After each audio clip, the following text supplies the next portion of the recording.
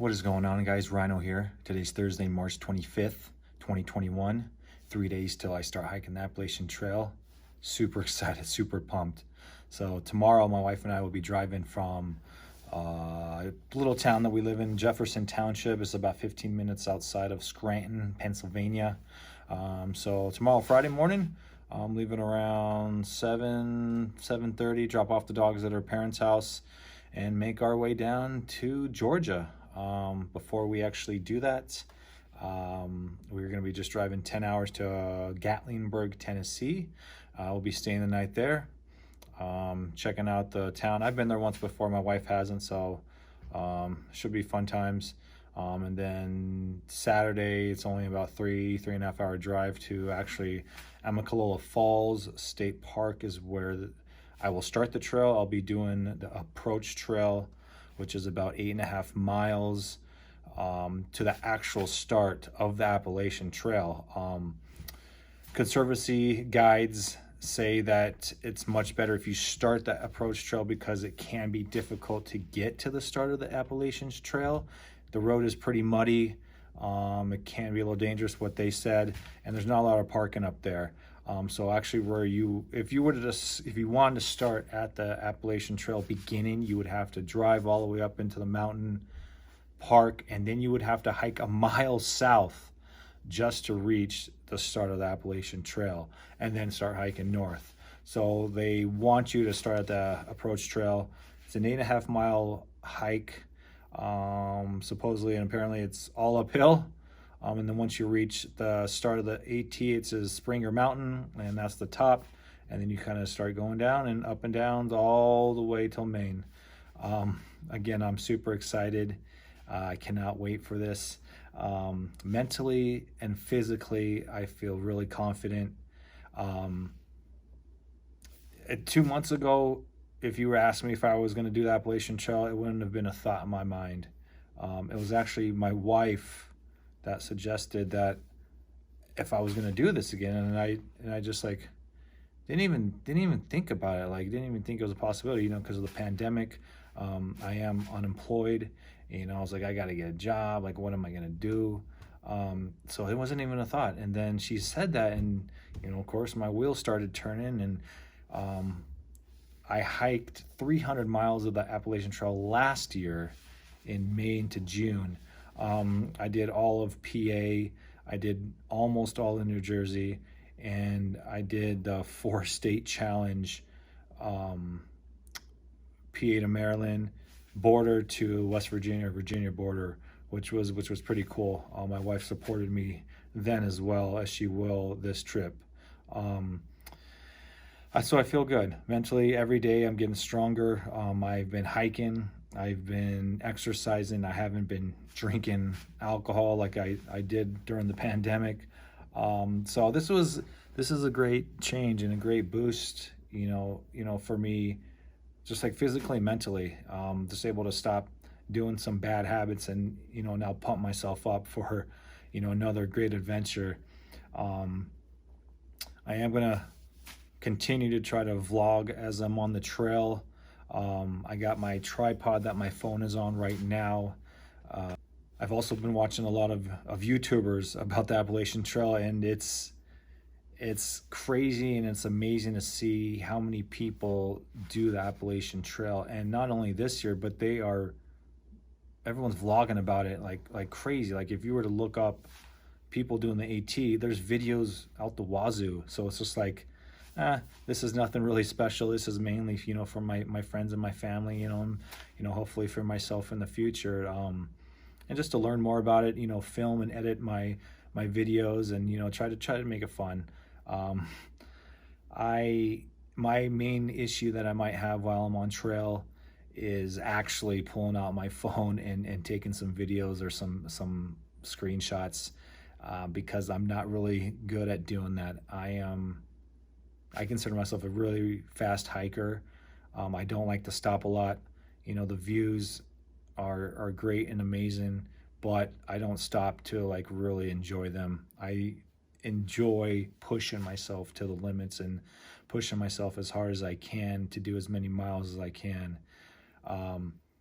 with that being said, the difference from myself hiking the Pacific Crest Trail 10 years ago. 10 years ago, I started the Pacific Crest Trail April 19th, and I finished September 3rd. That was an extremely life-changing adventure that I did, and I was super excited to complete the trail in one season. Didn't flip, didn't skip, didn't care what was in front of me. And that year, 2011, was, I think, a record snow year, and only about 23% of people made it that year, which is also very special to me. And I know it's not a race. You go at your own pace, but for me, like I said, I like to push myself. I ended up meeting a buddy. His name is Dirtmonger. Best guy in the world. Haven't talked to him forever. I'm not really good at keeping in touch or communicating, but that guy was amazing. And we hiked the last 2 months together on the PCT, and we pretty much dominated the trail. As he would say, we mashed the miles, and that we did. Probably doing averaging 35 to 40 miles the last 2 months after we passed the Sierra Nevadas, which, I mean, I can create a 2-hour video just about the PCT alone, but I'll throw in a little bit of snippets here and there, and kind of just compare the PCT to the AT and, what the differences are. But yeah, we matched the miles. We finished 9th and 10th out of the 500 plus people that attempted the PCT according to the PCTA, with the amount of registrations that they received. And it's crazy to think, like 2011, thru hiking, it was a thing, and it wasn't that big of a thing until the book Wild came out by Cheryl Strayed, and the movie Wild, and then for whatever reason after that, everyone started coming out the wazoo. I forget what year, if it was 2013, 14, 2012, I don't know. But ever since then, thru hiking has skyrocketed on people trying to, to do long distance hiking. So it is a very difficult adventure to do. And why would someone do this to themselves? Because it's a lot of pain, it's a lot of blisters, but there's also so much beauty in doing a hike, day after day after day after month after month. You have such high and lows as you go throughout your hike. God, there's been, on the PCT, there's been many days where I just wanted to quit. I just wanted to stop. It was cold, it was windy, it was rainy. Wind's trying to throw you off the mountain. Can't sleep, blisters, you're in pain, rashes, anything that you can imagine, just the sweat and the chafing around your back and your groin areas is the worst. I mean, it's like, why do I do this to myself? And it's hard to explain. I love it. I love it. I love pushing myself. So I guess I'm just getting ahead of myself. But just going back to the start of the Appalachian Trail, there are a lot of vloggers this year. I've been watching them. Some people are doing good. Some people are starting off slow. It's the great thing is about a thru hike is you hike your own hike. You can do as many miles as you want. You can go as slow as you want. There's so many different ways that you can just go about hiking, and 1 in 4 people will complete the trail in a single season. And I guess as I was saying earlier, I did 300 miles of it last year, and did really well. Averaged about 28 miles a day. Had some 0 days, of course, and it was close enough for my wife to come pick me up if I was in trouble or if I got injured, and then I can rest my body, which is extremely important. You absolutely have to listen to your body on a thru hike. It's probably the most single greatest thing that you need to do. Any little thing, as little tiny rocks or pebbles in your shoes or sand in your shoes, will create blisters over the course of an 8 to 16 hour day, however long you want to hike. You got to take care of that immediately. you got to constantly drink water. I'd say every 15 minutes. Eat something every hour or 2 hours. In the beginning of a thru hike, you will not have an appetite. You might think you have an appetite unless you're already in tremendous great shape and your metabolism is through the roof. Then you will lose your appetite for the first week, 2 weeks, maybe 3 weeks, depending on your fitness level. A lot of people bring too much food. A lot of people bring too much water. Well, the difference on the PCT and the AT, the PCT, you need to bring a lot of water. You need to sometimes carry up to 6, 7, 8 liters of water because there's a lot of waterless stretches. And depending on the year, if it's rainy or snowy, and how early you start, you could obviously have more water potential in the beginning. But the AT, there is a lot more water resources available. So basically, I'm only going to start off by carrying 1 liter of water in an extra 2-liter empty plastic container that I can filter water in. But in order to save weight, every liter of water is about 2 pounds. So all that adds up. So I've also been watching YouTube videos as well of this hiker named Gary Robbins. And he did a blog about where dreams go to die, and it's about the Barkley marathons that happen once a year somewhere in Tennessee. If you've never heard of the Barkley marathons, it's an insane and almost impossible thing to complete. It's a 5-loop, either 100 or 130 miles, and you have to finish it in 60 hours. Anyway, it's if you love hiking, if you love pushing your body to the limit, I'm mentioning this videos because this has motivated me to push myself and just know that the sky is the limit. Your body is an amazing piece of machinery, and anything is possible. So Gary Robbins and the video that he made was tremendous. I've heard about the Barkley marathons when I was hiking the PCT, after I hiked the PCT, and just loved pushing myself to the limit. So I don't think I would ever attempt the Barkley marathon. It's insane. If you check it out, you'll understand what I'm saying. But I watched it. It motivated me, and actually before I hiked the Pacific Crest Trail in 2011, I watched the movie 127 Hours, which was a guy hiking in Utah by himself, told no one where he was going. He was rock climbing. I forget exactly. It's been 10 years, but he fell into a ravine, and a rock crushed his arm, and supposedly he was there for 127 hours. Couldn't move. Ended up cutting his arm away at the limb, at the joint, and ended up still surviving that. So I watched that before I hiked the PCT, and it's just basically about just the will of the human mind and what the body can do. So I'm using that in full force with this upcoming trip on the AT. The difference on the PCT is I was in the best shape of my life, but I was not that experienced. I did train and I did prep and I tested all sorts of gear out for 1.5 years. But on the PCT, I injured myself from day 1 to day 9, and I had no idea why. I thought it was just part of the trail, like no pain, no gain, as they say.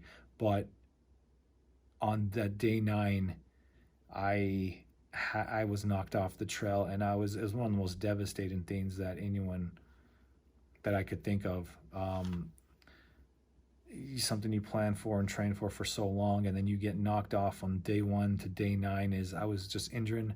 I injured my IT band, my right IT band, and on day 9, I'll never forget. And I wish I knew the hiker's name, but I told him, like, I was just injured. I was in pain. Like, I didn't know what was going on. And I stood there, and he looked at me, and he could tell by the way I was standing that it was my shoes. I had the wrong pair of shoes. He says my right knee was like pronating too much, which was causing my IT band. And the cause of that was the improper shoes. So I kind of was like numb. I was kind of like blown away. I'm like, my shoes, maybe I didn't know. I didn't know what I was doing wrong. But the shoes, I had the wrong shoes. It was lightweight, not even trail running shoes. It was just lightweight running shoes, like road shoes. And I during the time since I prepped and planned for so long, I wanted to go ultra lightweight, not ultra, but lightweight as I could, with the amount of money that I had at the time. So I switched my shoes probably like 2 weeks before the PCT, and that was super detrimental to my health and the beginning of my hike. So I was knocked off the trail for nearly 2 weeks. I didn't know if I was going to get back on the trail. Didn't know what was going to happen. Devastated, like as many other people who fail in something that they've trained and planned for so long. You just want to crawl under a rock and don't talk to anybody. But I got knocked off and was just motivated to get back on the trail. I changed my shoes, got much better trail running shoes, much better support, and basically self healed myself, I guess. I was in so much pain I could barely walk. I'd rather go uphill than downhill. If I went downhill, it was excruciating pain. So I just stretched.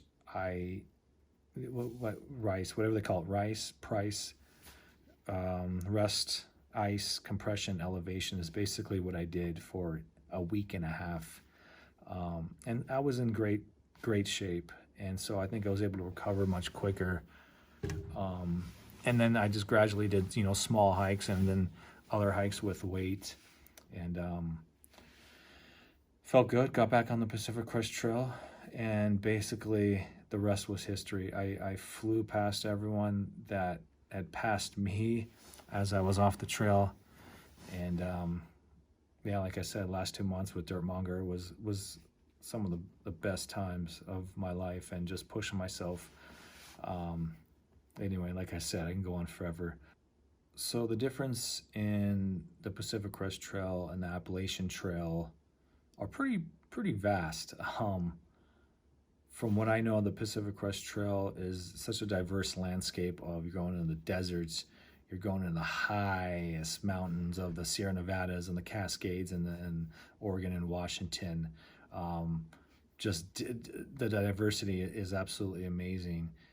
You go from such cold to like 10,000 plus feet for over 200 miles. You don't cross a road for over 200 miles, no cell service. You're just like in the absolute wilderness of the Sierra Nevadas. That is the pinnacle basically of your hike. You can't start too early and you can't start too late, because obviously you need to get to Canada before the snow comes. Sierra Nevadas start approximately mile 700 on the PCT, so you need to get there. And they say the time frame, and the time frame is based on the amount of weather that happened that year. So it's like around mile 700. You get there, you load up your bear canister, and then hopefully you can make it through the Sierras. And if you can make it through the Sierras, you can pretty much make it all the way. Hopefully. Only thing that would stop you is obviously injury and any other financial hardships or any other family emergencies or stuff like that. But if you can pass the Sierra Nevadas, you should be able to complete the Pacific Crest Trail. The difference of with the AT has shelters everywhere, and I didn't really know much about the Appalachian Trail because I had lived in Southern California my whole life. I just moved to PA with my wife because her family is here just about 3 years ago. So I've been on the East Coast for about 3 years. It's a different world. The East Coast is a different ball game. People's different. Everyone's different over here. Definitely East Coast, I'd say, is just a weathered, they're much more hardened than the West Coast people are. Southern California, I was lucky to live there. Shorts every day, even in Christmas time. Sometimes it can be 80 degrees. It's just It's absolutely awesome. It's so expensive because you pay for the weather for sure. But anyway, East Coast hardened me a little bit. This year was a big snow year, which I loved. And then kind of was like, all right, I'm over it, because I still had to shovel my 75-foot driveway and ended up just not shoveling that much anymore. And anyway, shelters on the AT, they're everywhere. Where the PCT has no shelters. I did not stay in a single shelter on the PCT. It was all stealth camping, cowboy camping. It was the best thing in the world. The AT trail shelters, I forget how many shelters there are, but at the end of the day of my hiking, if I'm near a shelter, yeah, I'd stay in a shelter, or, in my tent outside the shelter, whatever. But for the most part, I'm going to be looking for stealth camping away from those shelters, because one, there's tons of bears, and obviously bears are smart, critters are smart. I'm actually more worried about the mice than a bear, because the mice don't make noise and they will tear through your tent to get to food. I know you're supposed to hang your food, and I know I will. There's a lot of bear storage as well, but I don't know if it's rumor, but I heard a couple months ago or just recently that bears adapt, are getting smarter, and they are now learning how to get food, even if you hang your food the proper way. The dimensions, I'm still learning the dimensions. I think you gotta hang your food 12 feet high, about 6 feet away from the limb, from the tree, and then 6 feet down from the branch, so that the bear can't climb and swipe, can't climb on the branch, swipe down, but somehow they're getting it. So anyway, I'm gonna hang my food when I feel like it. But anyway, stealth camping, if I'm stealth camping away from people, the likelihood that a bear would smell my food is much slimmer than the bear knowing where each shelter is and where tons of people are going to be staying and creating all these smells. The other thing is, I do not carry a stove.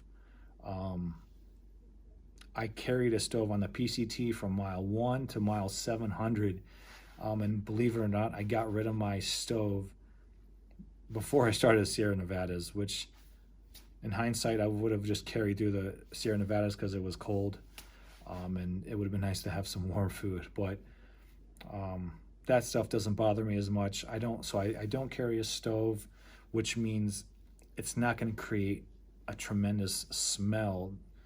It's not going to create a smell where I am using my bars. I'm eating my bars. I'm eating beef jerky. I'm eating top ramen. I'm eating Cheez-Its. That's going to be my main sustenance while I'm on the trail. I don't need to worry about making food, cooking food, boiling water, doing all that stuff. Everyone, if that's what you love to do, and that's what most people do, but that's not for me. So I don't have cooking supplies. So the less likelihood of me interacting with a bear and stealth camping is going to be slim, in my opinion. I don't know that, but that's what I'm hoping for. That was a super long video. But anyway, I don't know why I do this to myself. I love it. People think I'm crazy. My friends think I'm crazy, but they also know that I'm on the PCT. So it's different because they understand. They know me. Like I said, I'm physically and mentally confident each and every day. I have been. I just need to listen to my body, go slower, and then I know I'm going to push myself. I'll probably push myself day one. I know I am, but if I can just listen and respond to my body, take care of myself, then I'm confident that I can finish the AT in one season. That's another question, my family has asked me, well, you hiked 300 miles last year, are you going to skip that part? I'm like, knowing me, I probably won't. If I reach where I left off at the West Virginia border, I think it's like just over 1,000 miles. If I make it to that point, I know I'm just going to push through because I want to say that I completed it in one season without flipping or skipping any sections. So that part will just be mentally easier because I know what to expect.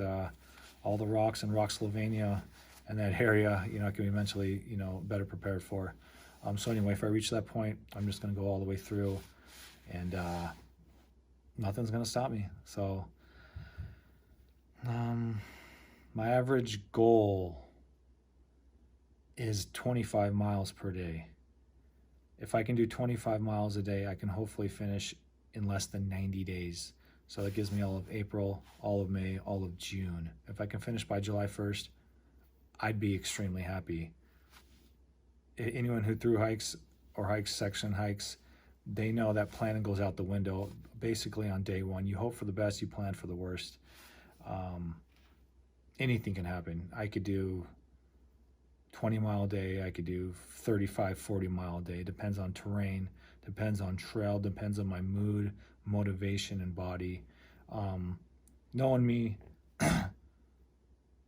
I can easily do 20 miles a day, even with this elevation and stuff. And even in the beginning, I believe I can do 20 to 25 miles a day. So I'm giving myself 2 weeks to get my body in shape, get my blisters calloused, get my chafing up to par in my groin area that usually happens the most, get my metabolism up, just get my body in that shape and getting my body used to the beating that it's going to take. And yeah, so 25 miles a day average, hopefully. Finish by July 1st. That's a goal of mine. I believe I will know much more after week 2 into week 3 of where I'm at. My only biggest struggle would be right now is just mentally. Mentally, I have a wife, a house, 2 dogs, and the in-laws, and just being gone for that long is a tremendous hardship for them, for my wife. She has a full-time job. She's the breadwinner. She takes care of everything. She's gonna have to take care of the dogs. She's gonna have to take care of the whole house, and that's gonna be super hard for her. So love her to death. Thank you, Carolyn, for allowing me to do this. This is going to be an amazing accomplishment if I can pull this off, and to do it, to say I did it 10 years later, another long distance trail would be pretty cool. So I'm feeling confident. I feel even more confident that you have allowed me to do this, and that you're in support of it. And I know it's going to be hard for you, but I love you. Thank you for the support. And thanks for the support of everyone else. Anyone who watches this video, thank you. I look forward to doing other videos. I'm going to try to do a video every day and upload it, but maybe I might do like 1 to 2 days or 1 to 3 days where I'll upload videos. But super excited, motivated, and I'm looking to dominate again. Can't wait to get out there, leaving tomorrow, hiking Sunday morning, March 28th, 2021. Let's go. Let's do this. Follow me, subscribe, like. I don't even know why I say that. I hate when people say that. I never subscribe or like anything, so you don't have to do it to me. So anyway, guys, thank you. Take care. See you on the trail. Peace.